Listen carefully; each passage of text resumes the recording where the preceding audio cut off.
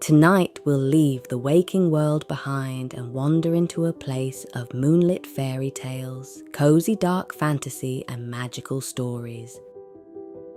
Before we begin, I'd love to know where you're listening from tonight. Leave a comment below and say hello. Whether you're tucked into bed, relaxing after a long day, or listening beneath a rainy window somewhere across the world, you're always welcome here. And if you found comfort in these stories, consider subscribing and joining our growing circle of dreamers, night wanderers, and fairy tale lovers. Now, dim the lights, settle beneath the blankets, and let your shoulders relax.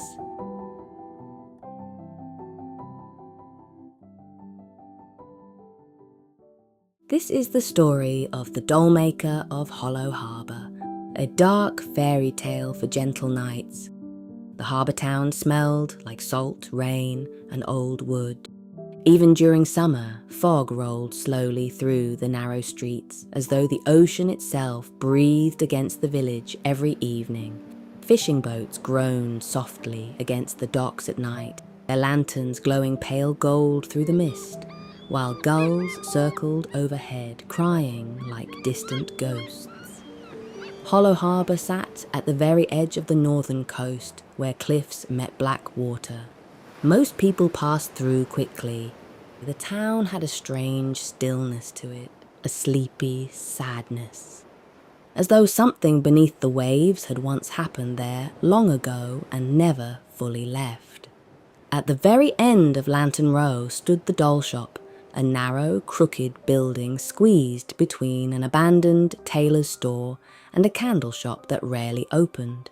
Its windows were filled with porcelain dolls dressed in faded lace and velvet gowns, each one so detailed they seemed almost alive beneath the dim amber lighting. Tourists hated the dolls immediately. Locals avoided looking at them too long, but children sometimes stopped outside the window quietly, staring, because the dolls looked lonely. The woman who made them was named Vivian McCain, though most of the town simply called her the doll maker. Eleanor Marrow first entered the shop during a rainstorm. She had only moved to Hollow Harbour 2 weeks earlier after inheriting her late aunt's cottage near the cliffs. The cottage itself was beautiful in a decaying sort of way. Crooked floors, ivy-covered stone walls, windows that rattled gently during storms. It should have felt cozy. Instead, Elena constantly felt like someone had just left the room moments before she entered. Every night, the house creaked softly around her, and every night she dreamed of the ocean. Dark water, distant singing, hands rising slowly beneath the waves. By the second week, sleep became impossible, so she wandered the harbour streets at night beneath her umbrella, hoping exhaustion might quiet her thoughts. That was when she saw the doll shop glowing through the fog. Warm light spilled softly across the wet cobblestones, and despite the late hour, the sign hanging above the door read, "Open." The bell gave a delicate chime when she stepped inside. Warmth immediately wrapped around her. The shop smelled faintly of lavender, old paper, candle wax, and seawater. Rows of porcelain dolls lined towering shelves, disappearing into darkness overhead. Some wore mourning veils, others wore sailor coats, lace gloves, tiny silver lockets. All of them looked impossibly realistic. Their glass eyes reflected candlelight almost too naturally. Elena moved slowly between the shelves. One doll wore a navy blue coat stitched with tiny silver anchors. Another held a miniature lantern. One near the back corner looked almost asleep rather than inanimate. The craftsmanship unsettled her. "They're beautiful, aren't they?" The voice startled her. A woman stood near the counter, partially hidden behind hanging lace curtains. tall, elegant, dressed entirely in black velvet. Her dark hair was pinned loosely with silver combs shaped like seashells, and her pale hands were dusted faintly with porcelain powder. Her eyes lingered on Elena strangely, as though recognizing her. "You made these?" Elena asked quietly. Vivian smiled faintly. "Yes. How long does one take?" "That depends." "On what?" Vivian's expression softened almost sadly. "How much of themselves they remember." Elena frowned slightly. "What does that mean?" But Vivian only gestured toward the shelves. "You may look around as long as you like." Rain whispered softly against the windows outside, and somewhere deeper inside the shop, a music box began playing on its own. Eleanor returned the next evening. Then again 2 nights later. Soon the doll shop became part of her routine. Something about the place soothed her restless thoughts. The warm candlelight, the ticking clocks, the endless rain against old windows. And Vivian herself fascinated her. The doll maker spoke softly and moved with strange precision, as though every gesture had been practiced for decades. She rarely laughed, though occasionally a faint smile touched her lips when discussing the dolls. She treated them less like objects and more like sleeping people. One evening, Elena noticed tiny nameplates beneath several dolls. Elliot, Miriam, June. Each doll carried a full name. "These were commissioned?" Elena asked. Vivian hesitated briefly. Not exactly." Elena picked up a small porcelain girl dressed in pale green velvet. The doll's expression looked heartbreakingly real.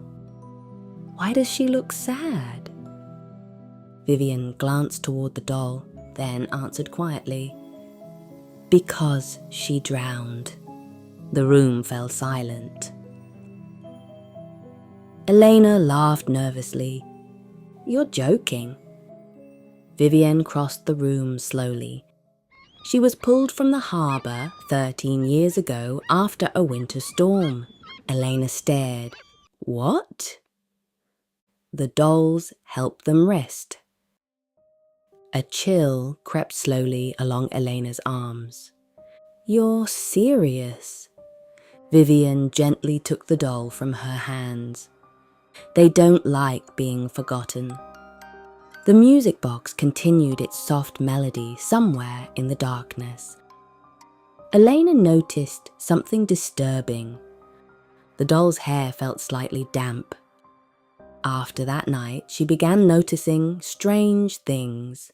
The dolls occasionally changed positions between visits. One she distinctly remembered facing the wall, later stared directly toward the front door. Another appeared upstairs despite previously sitting downstairs beside the window. Sometimes she heard whispering softly through the shop late at night, not frightening whispering, like distant conversations underwater. Then came the dreams. Elena dreamed of the harbour constantly now.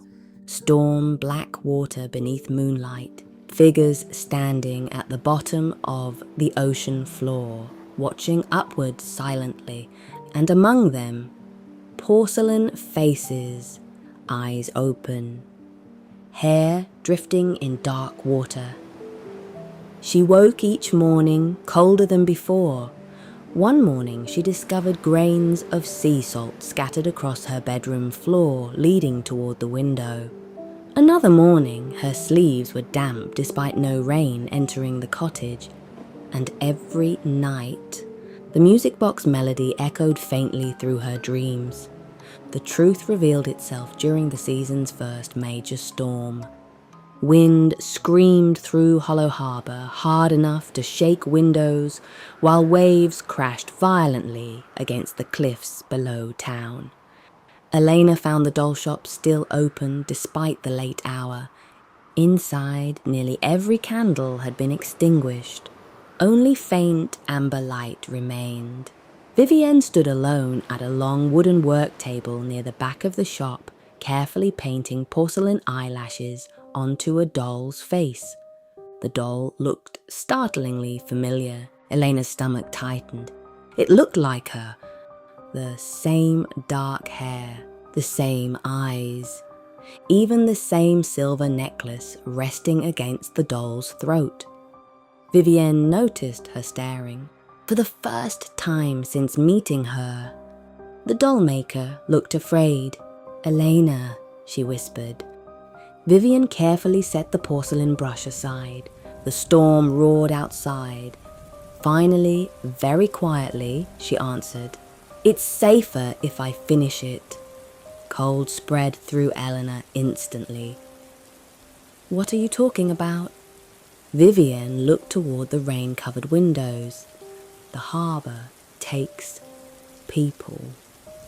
"That doesn't explain this," Vivienne whispered. "It explains everything." Long ago, before Hollow Harbour became a fishing town, something lived beneath the cliffs. Not a creature exactly. The ocean surrounding the harbour had always hungered for memory. Storms swallowed ships too easily there. People vanished along the shore without explanation. And sometimes the sea returned them wrong. Not dead, not alive. Changed. According to Vivienne, generations earlier, her family discovered a way to protect certain souls from becoming lost entirely to the harbour. The dolls acted as anchors, vessels. Each porcelain face held the final dream or memory of someone taken by the sea. As long as the doll survived, part of the person remained whole. "But they're dead," Elena whispered shakily. Vivienne's silence answered her. Then softly, "Most of them." The storm outside deepened, water dripped somewhere inside the walls. And suddenly, Elena noticed dozens of dolls throughout the shop staring toward her, not randomly, watching her. "You said most," Elena whispered. Vivienne closed her eyes briefly. "The harbour called your aunt for years before it took her." Eleanor's chest tightened painfully. She fought it as long as she could. Rain lashed violently against the windows. "And now it's calling you." The room suddenly felt freezing. The music box melody drifted softly from upstairs. Only now it sounded distorted, slower, like something underwater trying to remember music. Elena stepped backward. "No!" Vivienne's expression broke slightly. "I'm trying to save you." "By making a doll of me?" "If the harbour takes your body..." Vivienne's pale hands trembled faintly. "This keeps the rest of you from disappearing too." That night, the ocean came closer than ever before. The storm flooded half the harbour streets, while waves crashed against buildings along the shoreline. And somewhere beneath the thunder, singing echoed from the water, the exact same singing Eleanor had heard in her dreams. The dolls throughout the shop began whispering softly all at once, hundreds of tiny voices overlapping together, not threatening, warning her. Vivienne rushed through the darkened shop, locking windows while candles flickered violently. "It's early," she whispered. "What's early?" But then Elena heard it, a knock, 3 slow knocks against the front door. Heavy, wet. The dolls fell silent instantly. Vivienne went pale. Another knock echoed through the shop. Water slowly spread beneath the doorway, black seawater. Elena's heart pounded violently. "What is that?" Vivian looked toward the door with exhausted sorrow. The ones who returned. The singing outside intensified, and suddenly shapes moved beyond the fogged glass windows. Tall figures standing almost motionless in the rain, their bodies wrong somehow, like drowned people trying to imitate life. The dolls began crying softly, not all, only a few, the ones nearest the windows. Vivian grabbed Elena's wrist urgently. "Listen to me carefully." The front door groaned violently. "If they call your name, you do not answer." Another knock, louder this time. The entire building trembled. Water flooded farther across the floorboards. Elena stared in horror as one doll near the counter slowly turned its head toward the door on its own. Then another and another. Drowned things outside had come for someone, and deep down, Elena already knew who. By dawn, the storm finally passed. The harbour streets lay silent beneath silver fog, and the doll shop stood empty. The front door hung slightly open, candles burned low inside. But Vivian was gone. No sign of struggle remained. Only seawater across the floorboards, and one new doll resting quietly in the shop window. A woman dressed entirely in black velvet. The end.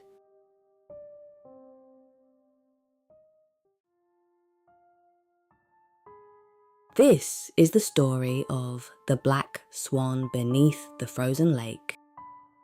Even in spring, when rivers thawed and wildflowers pushed through the hills surrounding the village, the water beneath the cliffs stayed sealed beneath thick silver ice. The villagers of Vesper Hollow did not speak about it much. They had long ago learned certain places preferred silence, especially the lake. Especially after dark. Children were warned never to wander near it at night, though no one explained why. Parents simply pulled curtains shut whenever snowstorms rolled in from the mountains and pretended not to hear the distant singing that sometimes drifted across the ice. Soft singing, beautiful singing. The kind that made people stop whatever they were doing without understanding why. Most villagers ignored it. A few drank heavily whenever winter arrived, and the oldest residents crossed themselves whenever the lake appeared too still. But Iris Bell had always been drawn to it, even as a child. Especially as a child. She used to walk the frozen shoreline alone, collecting black feathers that appeared mysteriously in the snow each winter. The feathers fascinated her because no birds lived near the lake. Not anymore. The adults said swans once nested there decades ago. White swans. Hundreds of them. Until one winter, they vanished overnight. After that, the lake froze solid and never truly thawed again. Iris never believed the stories completely, at least not until the singing began. The first time she heard it clearly, she was 19 years old. Snow drifted softly outside her bedroom window while the village slept beneath thick layers of frost. Iris sat awake, reading beside candlelight, when the sound reached her. A voice, low and mournful, as though the frozen earth itself had begun humming. She slowly lowered her book. The voice drifted through the silence again, a melody unlike anything she had ever heard. Not human, every note carried strange sorrow inside it. Without thinking, Iris stood and walked to the window. Before she realized what happened, she stood before the frozen mass. The lake sat motionless beneath the moon, Silver fog curled across its frozen surface. Something moved beneath the ice, a massive dark shape. Gliding slowly below the frozen water, Iris felt a sharp chill creep through her chest. The shape disappeared moments later, but the singing continued long after she climbed back into bed. Something beneath the ice knew she had heard it. The next morning, she mentioned it to her grandmother. Old Miriam Bell listened silently while stirring tea over the stove. When Iris described the singing, the old woman's hand paused slightly. "That's not something you follow," Miriam said quietly. "You've heard it before?" Miriam did not answer immediately. The fire crackled softly between them. Finally, she sighed. "My mother heard it once when she was young. And she nearly walked into the lake during a snowstorm." Iris frowned. "That doesn't explain anything." Miriam looked toward the frosted window. "There are old things beneath that water." "What kind of things?" "The lonely kind." The answer irritated Iris slightly. Her grandmother often spoke in strange, unfinished sentences whenever the lake was mentioned. But before Iris could press further, Miriam stood and placed a cold hand over hers. "If you hear the singing again," she whispered, "do not answer it." Of course, Iris returned to the lake 3 nights later. Curiosity outweighed fear. It always had. The forest surrounding the shoreline stood silent beneath fresh snowfall. Moonlight spilled silver through the bare branches, while wind moved softly across the frozen ground. The lake looked endless at night, black beneath the ice, almost bottomless. Iris pulled her coat tighter as she stepped cautiously onto the shoreline. The singing had already begun, closer now.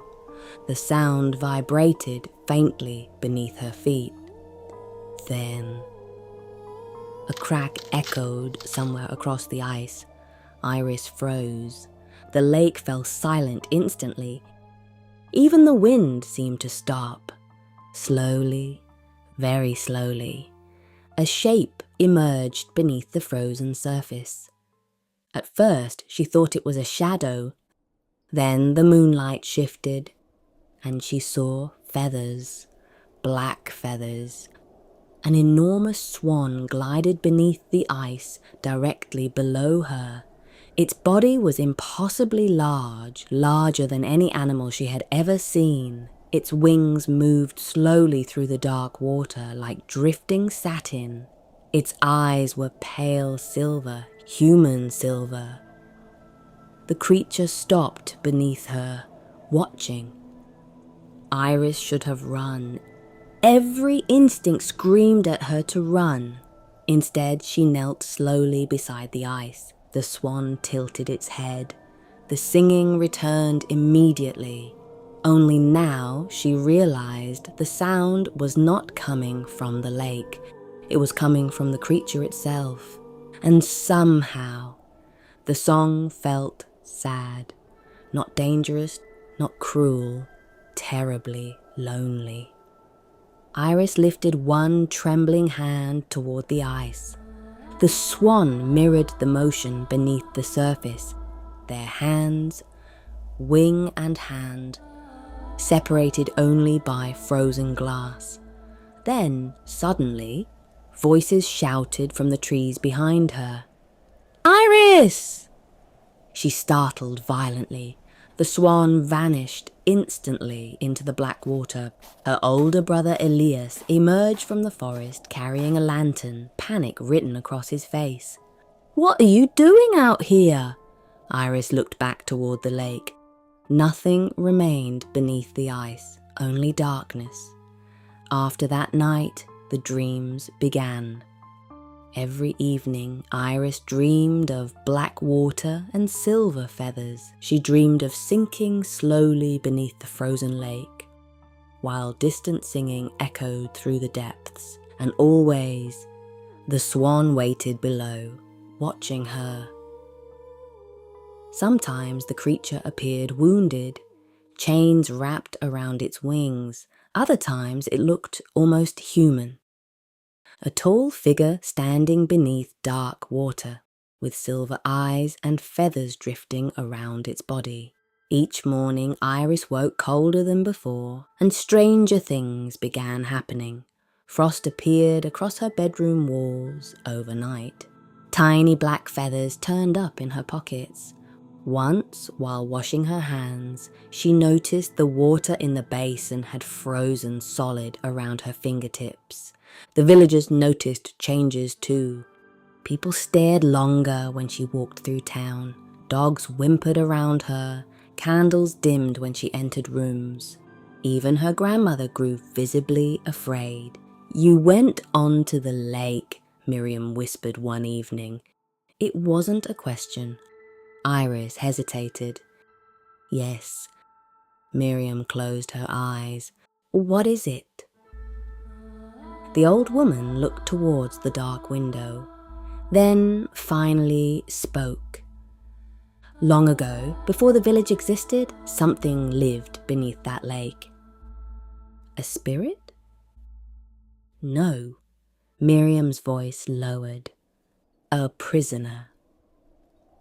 The story came slowly, like something dragged unwillingly from deep water. Centuries earlier, travelers crossing the mountains spoke of a creature living within the lake.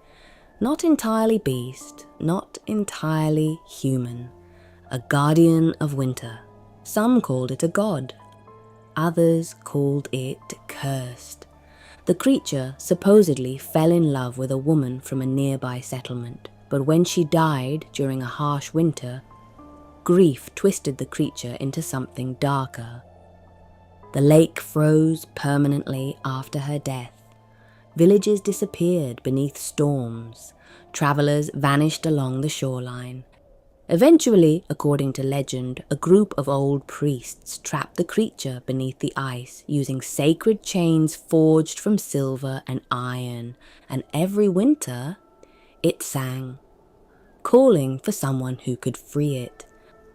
Iris tried to dismiss the story as superstition, but deep down, something already knew it was true, because part of her had begun answering the song. The storm arrived 3 nights later, the worst storm in years. Snow swallowed the village beneath blinding white winds, while ice formed across windows like spiderwebs. And through it all, the singing never stopped. Iris stood in her bedroom, shaking violently as the melody filled her head, calling. Outside, the lake glowed faintly silver through the storm, and for the first time, she heard words inside the song, "Come below." Before she realized what she was doing, Iris grabbed her lantern and stepped into the snow. The wind nearly knocked her over instantly. Still, the voice guided her to the lake, to the center. The frozen surface groaned beneath her boots as she stepped carefully across the ice. Snow swirled so thickly she could barely see, but beneath her feet, something moved. The enormous swan glided below the ice once more, its silver eyes locked onto hers, and suddenly the frozen lake cracked. A jagged line split across the ice with a deafening sound. Iris stumbled backward. Black water surged upward beneath her boots. Then the creature rose. Not fully, just enough. A massive wing burst through the ice, scattering silver shards into the storm. Black feathers gleamed wet beneath moonlight, and attached to the wing, chains, heavy silver chains buried deep into the creature's flesh. The swan cried out. The sound was no longer singing, it was agony. Iris stared in horror. The creature was trapped, not evil, not monstrous, imprisoned. The swan's pale eyes met hers again, and in that moment she felt everything. Centuries of loneliness, grief so deep it had frozen an entire lake. Endless waiting.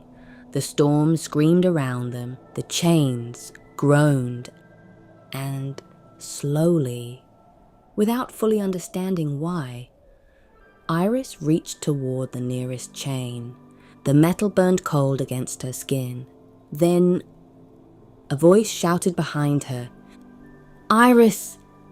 Elias. He ran across the ice toward her through the storm. The creature recoiled violently. The water exploded upward. The swan shrieked, not in anger, in fear. The creature did not want freedom. It feared what remained of itself. The grief inside it had become too vast, too old, too broken. If released fully, it would drown everything nearby inside its sorrow.